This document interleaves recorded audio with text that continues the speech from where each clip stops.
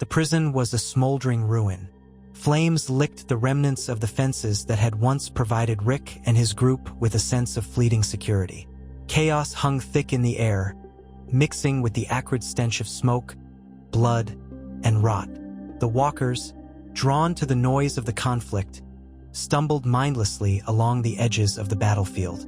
Their groans blended into the triumphant cries of the governor's men as they rounded up the survivors. "Move!" snarled a man in dusty fatigues, shoving Daryl forward with the butt of his rifle. Blood ran in a sticky line from a gash over Daryl's brow, clouding his vision as he staggered to keep up. He glanced back toward the others. Rick was on his knees, his hands bound behind him.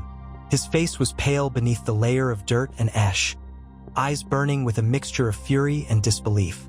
Next to him, Maggie knelt silently, biting back tears as she clutched Glenn's trembling hand. Carl was the last to be dragged into the lineup, his hat missing, his face set with anger far too old for someone his age. The governor stalked toward them, his boots crunching over broken glass and spent shell casings. There was a gleam in his remaining eye, a wicked satisfaction as he surveyed the defeated group. Once, he had hidden his cruelty behind charm and soft-spoken words. Now, there was no mask, only the unrelenting malice of a man who had lost everything and wanted the world to pay for it. "I told you," the governor began, his voice razor-sharp and dripping with venom. "This is what happens when you cross me, when you take what's mine." He crouched in front of Rick, grabbing his chin and forcing their eyes to meet. "Now you work for me." Rick said nothing. He had no words, no breath, as guilt and grief gnawed at the edges of his resolve. He had failed them, failed his family, failed the people who had trusted him to keep them safe. The governor stood, motioning to his men. "Chain him up. We've got work to do back in Woodbury." Rick's group was herded into the remains of a transport truck they once used to clear walkers. Now it was a cage. The merging of fresh blood from untreated wounds and sweat inside the cramped interior made the air oppressive. "Rick." Herschel's voice came from a dark corner, hoarse but steady. Despite his missing leg, he had refused to give up. His one remaining cane had been snapped in half during the struggle, leaving him vulnerable and dependent on Maggie to carry him. "This isn't over." Rick shook his head, his thoughts too muddled to respond. Herschel's words sounded distant, like an echo from a dream he no longer believed in. Beside him, Daryl shifted uncomfortably. His hands were bound, which only heightened the raw fury in his expression. "We gotta make a move," he whispered to Rick, his voice sharp but low enough that the guards riding outside the truck wouldn't hear. "When we get to Woodbury, when they leave us alone for a second, we take 'em out." "You think they'll leave us alone?" Michonne spoke from across the truck, her voice cold and steely. Though her katana had been taken, her eyes remained just as deadly. "The governor's not interested in killing us. He wants to break us." Carl, sitting close to his father, looked up at Michonne. "He won't." His voice was trembling, but the defiance in it was unmistakable. "We won't let him." Rick tried to summon the strength to reassure his son, but his tongue felt leaden. Instead, he squeezed Carl's shoulder. It was the only promise he could make right now. Woodbury had become something else, nothing like the fragile beacon of refuge it had appeared to be when Rick first glimpsed it from afar. The governor's victory had emboldened him, twisted the small town into a fiefdom of fear and violence. His men paraded Rick's group through the streets, their hands bound and faces bowed, as the residents of Woodbury gathered to stare, hushed and subdued. Not all the faces Rick saw were cruel. Some bore looks of pity or guilt, but no one stepped forward to intervene. The governor forced Rick's group to their knees in the center of town. He addressed the crowd, his voice booming with authority. "This," he gestured toward the prisoners, "is what happens when people try to tear apart what we've built here. But I am merciful."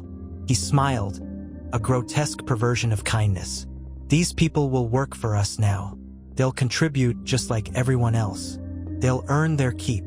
Maggie tensed as the governor's gaze settled on her for a moment too long.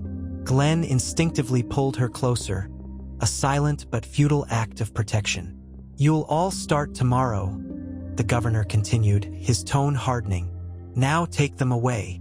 Life in Woodbury became a relentless cycle of labor and punishment. Rick's group was separated, forced into different tasks that kept them isolated and exhausted. Maggie and Carol were sent to maintain the walkers the governor kept for sport, removing their jaws and chaining them in pits for use in his macabre arena. Glenn, to his growing despair, was thrust into the trenches outside the town, digging defenses to keep walkers out and prisoners in. He worked under constant supervision, collapsing nightly with swollen hands and bleeding fingertips.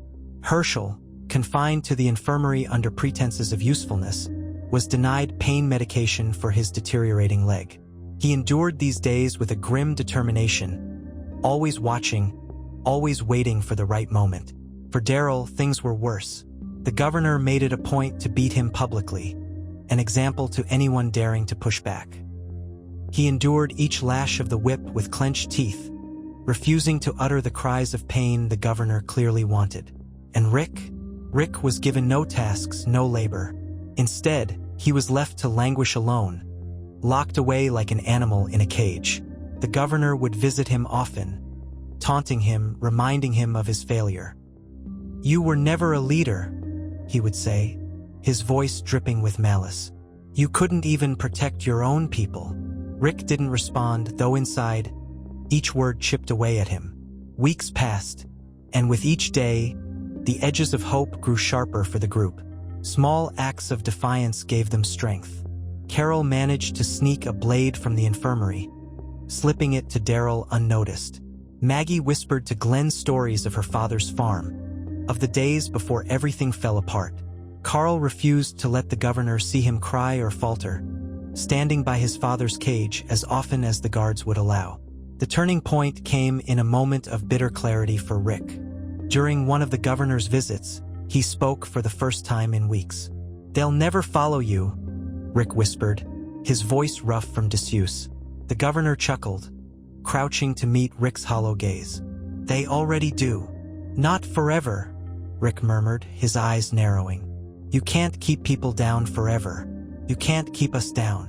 The governor's expression darkened, but he said nothing. The rebellion began in whispers. Herschel smuggled messages between the group, using Maggie and Carol as runners. Michonne, her task of cleaning weapons affording her brief moments of freedom, began stashing supplies, knives, rope, anything they could use. Daryl made the first move. During one of the governor's orchestrated punishments, he lunged, using the stolen blade to cut his bindings and take out a guard. The chaos that followed was swift and brutal. Rick's group fought like people with nothing left to lose. For some, the cost was high. Carol's scream echoed through the town square when a stray bullet struck Herschel, sending him crumpling to the ground. Glenn nearly paid with his life, pinning down reinforcements long enough for Maggie to free Rick from his cage. The governor found Rick as the town erupted around them. Their fight was messy, raw, a clash not just of survival but of ideology. The governor's rage at Rick's refusal to submit turned him reckless, while Rick's desperate need to protect what remained of his family made him unrelenting. It was Carl who delivered the final blow, shooting the governor as he raised a jagged piece of metal over Rick. The boy's hands were shaking, but his aim was true. The prison group didn't look back as they fled Woodbury. They carried their wounds, both physical and emotional, out into the wild splinters of what they had once been. Herschel's loss weighed heavily on all of them, his absence creating a vacuum of wisdom and calm. At night, as they huddled together around a small fire, Rick stared into the flames, his mind already racing. They had survived Woodbury by a thread, but the world was still unkind, still relentless. "We go forward," he said, his voice steady but hollow. "We keep moving. We stay alive." No one said a word, but in the quiet, their silent agreement was enough. The world hadn't broken them yet, and Rick thought it never would. Rick sat in the shadows of the forest as the rest of the group lay huddled under the open skies. The fire had been extinguished long ago to avoid attracting attention, leaving the night cold and suffocatingly quiet. He tightened the bandage around his knuckles, a crude dressing for the injuries he'd taken in the fight with the governor.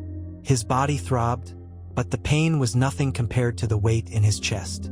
Herschel was gone. The man who had been the group's moral compass, their steady rock, was now just another grave they hadn't been able to dig. Rick. The voice pulled him from his spiraling thoughts. He turned to find Daryl standing a few steps away, his crossbow slung over his shoulder.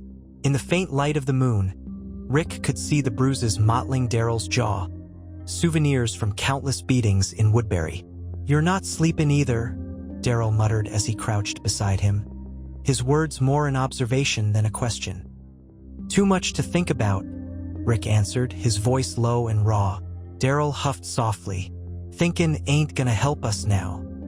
He looked past Rick, toward the group, where Maggie sat with her back to a tree, holding Glenn as he drifted into a fitful sleep. "We keep losing people. Ain't no way around it. But it don't mean we're finished." "Herschel, he'd want us to keep going to..." Rick nodded but didn't trust himself to say anything. He wanted to believe Daryl was right, that Herschel's sacrifice wasn't in vain, but it felt like the world was a predator and they were its prey, running until exhaustion or fate caught up with them. The next day brought a rare stretch of sunlight, but it did nothing to warm Rick as he led the group through a winding creek bed. Each step felt heavier than the last, his boots sinking into the mud as though the earth itself was trying to drag him down. Carl walked in silence beside him, his rifle clutched tightly in his hands. Rick had glanced at him several times, searching for any sign of the boy he'd once been, but Carl's face was stony, hardened in ways no child should be. "Dad." Carl finally broke the silence, his voice small but steady. Rick slowed, turning toward his son. "What is it?" Carl hesitated, his grip tightening on the rifle. "Do you think we would have been better off if we'd stayed at the farm? If we hadn't gone to the prison?" Rick felt the question like a punch to the gut. He wanted to tell Carl that no choice they'd made had been wrong, that the world itself was the problem. But part of him wondered the same thing on sleepless nights. What if they had stayed put, kept their circle smaller, avoided drawing attention to themselves? "We made the best calls we could," Rick said finally, though the answer felt hollow even as he said it. "We can't live in the what-ifs, son. That's not how we survive." Carl met his gaze, his expression unreadable. "Sometimes I don't want to just survive anymore." And then he turned and kept walking, leaving Rick rooted to the spot, his heart heavier than ever. By the time night crept over the forest again, they had found a small, boarded-up hunting lodge at the edge of a clearing. It wasn't safe, none of the places they stopped ever were, but it was shelter, and for the moment that was enough.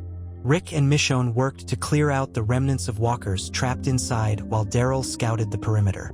Glenn and Maggie handled the meager rations, splitting what little food remained and handing out portions that were more symbolic than they were filling. "Rick," Michonne said quietly as they moved a rotted corpse out the back door. He paused, glancing at her. "Are you with us?" she asked, her tone careful and deliberate. Rick frowned. "What do you mean?" She wiped at the sweat gathering on her brow, taking a moment to study him. "At Woodbury, you were ready to give up. I could see it in your eyes. You're still there, aren't you?" Rick stiffened, her words slicing through his defenses. He wanted to deny it, to tell her he was as committed as ever, but lying to Michonne wasn't something he could do. "I don't know what I am," he admitted finally, his voice almost a whisper. "I feel like I've been running on empty since the farm. I keep trying to fight, but every time I think we've won something, it's ripped away."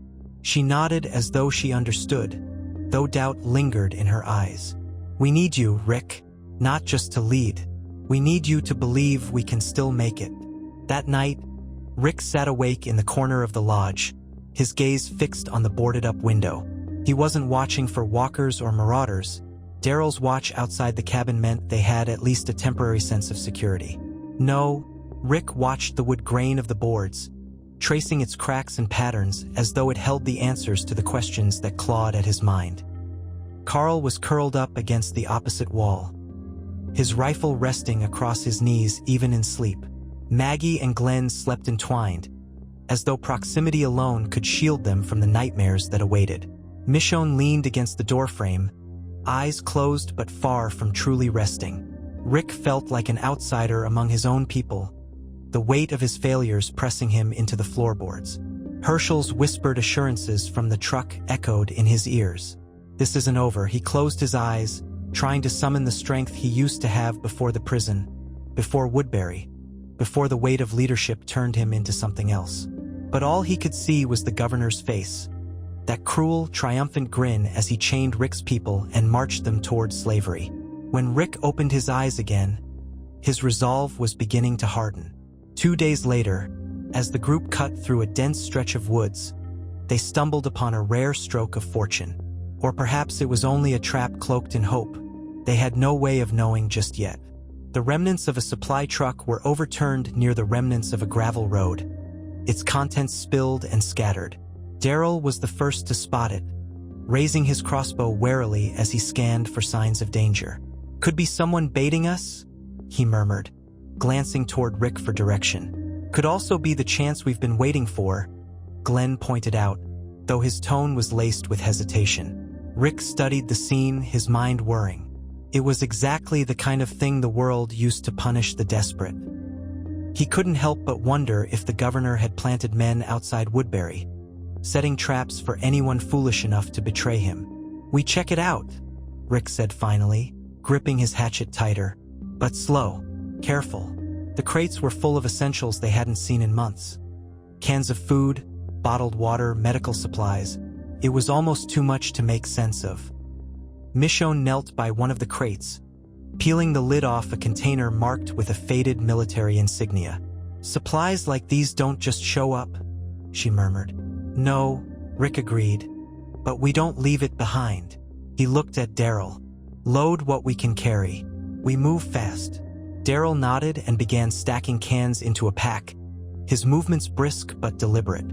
Maggie and Glenn worked together to take as much as their own packs could manage, while Rick kept a wary eye on the Trilene. "Something's wrong," Carl whispered, standing close to his father.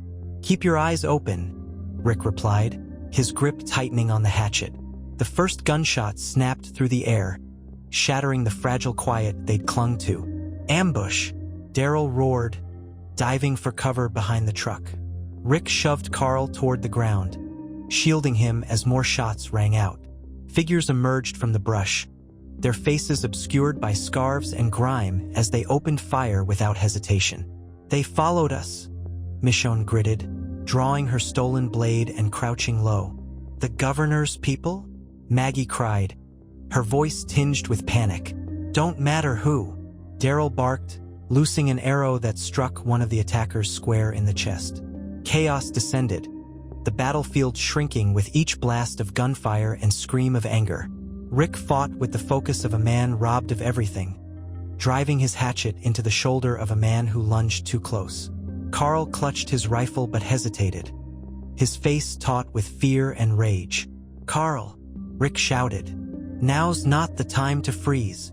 Carl's hands trembled, but he raised the rifle and fired, the recoil nearly staggering him.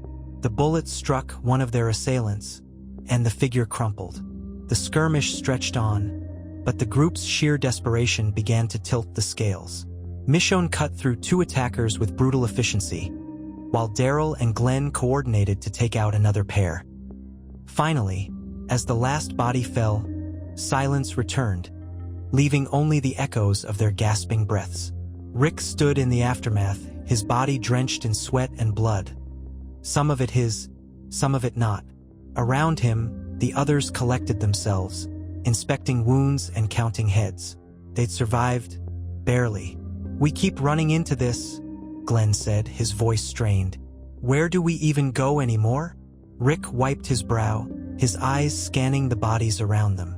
"First, we find out who these people were. Then we make sure the next group learns not to come after us." Michonne gave him a hard look. "You want to send a message?" Rick nodded, his jaw tightening. "It's time the world knows we're not just survivors. We're the ones who won't break." The others didn't respond, but the looks in their eyes spoke of a grim, shared understanding. In silence, They turned and moved back into the forest, leaving the scene of their battle behind, and whatever scraps of humanity they'd each managed to cling to. The forest around them seemed suffocating, every step a reminder of how deeply they had been forced into survival's cold embrace. The ambush had rattled Rick more than he let on, but there was no time to dwell on his emotions. They had rounded up what supplies they could salvage from the overturned truck, hastily crammed into their packs, and pressed onward, leaving the bodies behind for the walkers that would inevitably arrive. Rick led the group silently, his body moving forward on instinct. His mind, however, spiraled through the events of the past weeks. He kept replaying moments: Carl's gaunt expression, Herschel's lifeless body in the town square, the governor's mocking grin as Woodbury burned into his memory. Everything seemed louder in the silence. Maggie's muffled distress over Herschel's death, Glenn's labored breathing as he fought to keep pace on a strained leg, Carl's rifle swing. Angie heavily in his arms as the boy's eyes darted to every shadow. "We need to stop," Michonne said suddenly, her voice firm but not loud. Rick turned, his face grim. "Not here. Those gunshots are going to draw walkers and get us caught if the governor sent more men this way. We're moving without a plan," Michonne pressed, one hand gripping her makeshift blade. She nodded subtly toward Maggie, whose shoulder drooped under Glenn's arm. Glenn was barely walking, fighting obvious pain. "We can't push like this in the dark.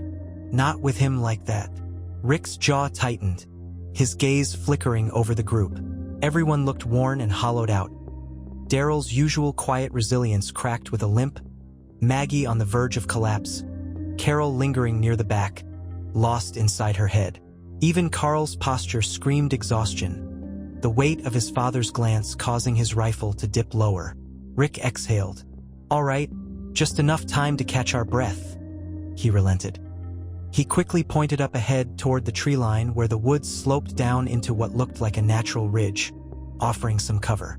15 minutes. Keep your weapons ready." The pitiful silence of the halt was almost worse than the noise of their flight. Daryl leaned against a tree, every breath an effort. He grumbled something that might have been worse than the feds hunting me back in the day. But even his resilience was ebbing. Carl sat close to Rick, visibly tense as he hugged his rifle to his chest. There was something in Carl's posture that nagged at Rick, something stubborn and unyielding but fragile, like a fragile glass blade, sharp but liable to shatter. He remembered the fire in Carl's eyes at Woodbury, how he'd stared the governor down even in chains. The boy had lost too much too fast. He shouldn't need to be this strong, not yet. Rick knelt in front of Carl, placing a hand on his son's arm. "You did good back there, Carl. That shot, it saved us." Carl refused to look at him. His grip on the rifle tightened. "It doesn't feel good. None of it does." Rick frowned, unsure how to answer. He wasn't used to Carl opening that particular door anymore. Boyish vulnerability had given way to defiance long before today, but he wasn't going to close it now, no matter how much the words hurt. "It shouldn't," Rick admitted quietly. "Taking a life, even to survive, it leaves something behind. A mark." "Doesn't matter," Carl said, his voice flat. "If it keeps you alive, you do it. End of story." Rick's stomach twisted, but any further conversation was silenced by Michonne's low whistle. "We've got eyes behind us," Michonne hissed, her hand gripping her blade. Rick followed her line of sight to see faint shapes, human figures, moving between the trees where they'd come from. Daryl was on his feet in an instant, crossbow at the ready. "I count 4. No, 5. Walkers," Carol asked nervously.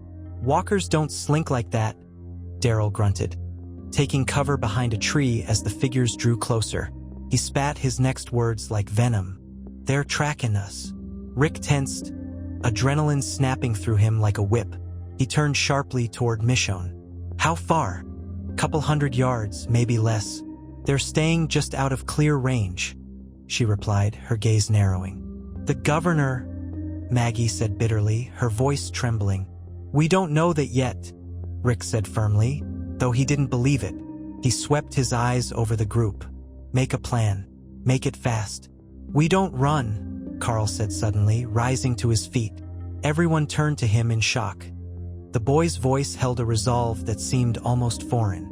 "We surprised them. Take them out before they get too close." "Carl." Rick began, but Carl cut him off. "We'll lose them now, or they'll just keep following us." "Do you want that?" Carl's voice cracked as he stared down his father. His chest heaved, his face flushed, but his hand on his rifle was steady. Rick stared at him, the weight of Carl's words, his steel anchoring him. He didn't have time to wrestle between protecting his son and following Carl's lead. He nodded reluctantly and motioned at the group. "Daryl, Michonne, flank from the sides. Work your way back toward them, quiet. Carol, stay with Glenn and Maggie. Keep them low. Carl." Rick paused, searching the boy's face. "Stick with me." Carl didn't respond, only adjusted the strap of his rifle. "If anything goes sideways, you pull back," Rick ordered sharply, glancing at all of them. "Let's move." The forest seemed to hold its breath as Rick pushed through the undergrowth with Carl just a step behind him. Every crunch of a leaf under his boots set his pulse racing, his eyes darting between the shadows ahead. Behind them, Daryl and Michonne disappeared into the trees like wraiths. Rick signaled silently for Carl to pause, crouching low as he peered ahead. The figures were closer now, their outlines sharper against the darkness. They moved cautiously, almost too cautiously for the governor's usual grunts. One of them raised a hand, motioning for the others to stop. Rick's mind raced. If they weren't the governor's men, who were they? Bandits? Desperate scavengers? He glanced at Carl, who was staring intensely through the scope of his rifle, his jaw set like concrete. The figure in front spoke, their voice faint but clear against the stillness of the woods. "We don't want trouble." Rick froze. He hadn't been expecting language diplomacy, not this far gone in the apocalypse. He tightened his grip on his weapon. "Yeah," Rick called out, his voice low and firm but wary. "How do I know that's true?" The figure stepped forward slowly, their hands raised in a clear gesture of surrender. They were a woman, mid-30s, her face gaunt but sharp under a tangle of greasy hair. "Because if we wanted trouble, you'd already know it," she replied. The hollowness in her tone wasn't threatening. It was tired.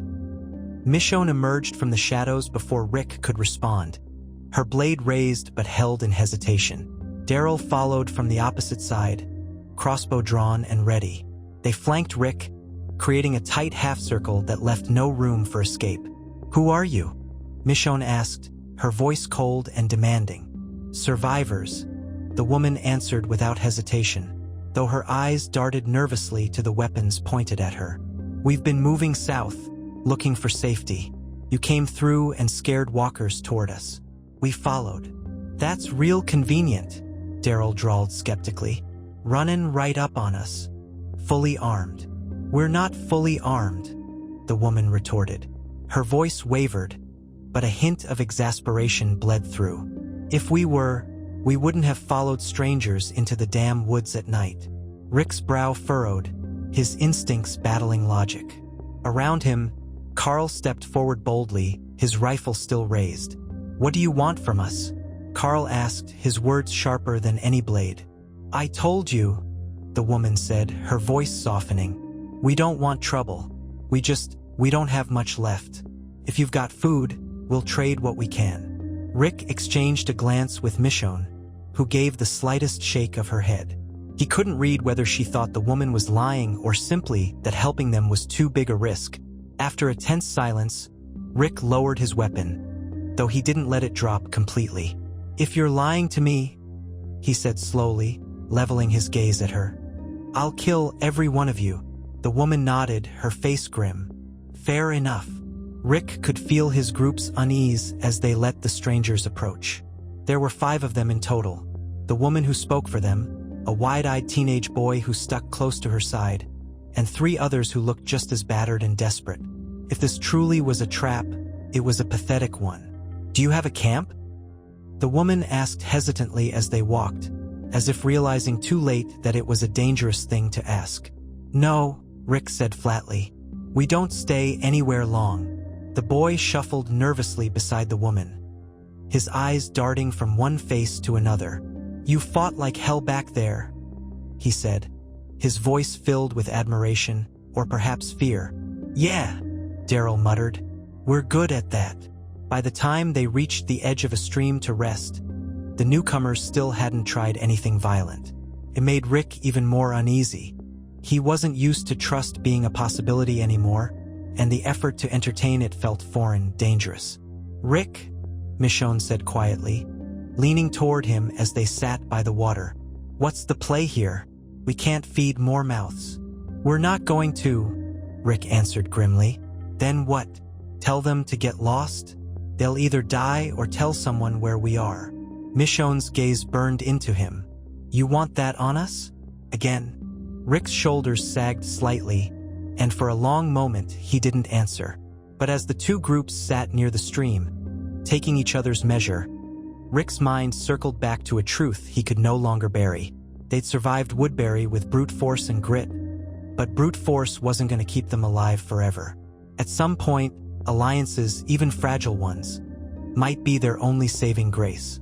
"We'll share a meal," Rick said eventually, loud enough for everyone to hear. The woman looked at him in surprise, as did his own people. "Just one." Rick met the woman's gaze, his expression sharp. "But you don't follow us after that. And if you try anything—" "We know," the woman said quickly. The group settled in uneasy silence as rations were prepared. Just enough food to take the edge off hunger without giving away too much. As they ate, Rick noticed Carl studying the newcomers intently, as though trying to piece together who they were and if they meant what they said. Rick couldn't blame him. The world hadn't offered much room for trust, not now. But as he bit into a stale cracker and listened to the newcomers' soft murmurs, he found himself wondering when the world might stop tearing apart the line between survival and humanity. For now, though, survival was enough. It had to be.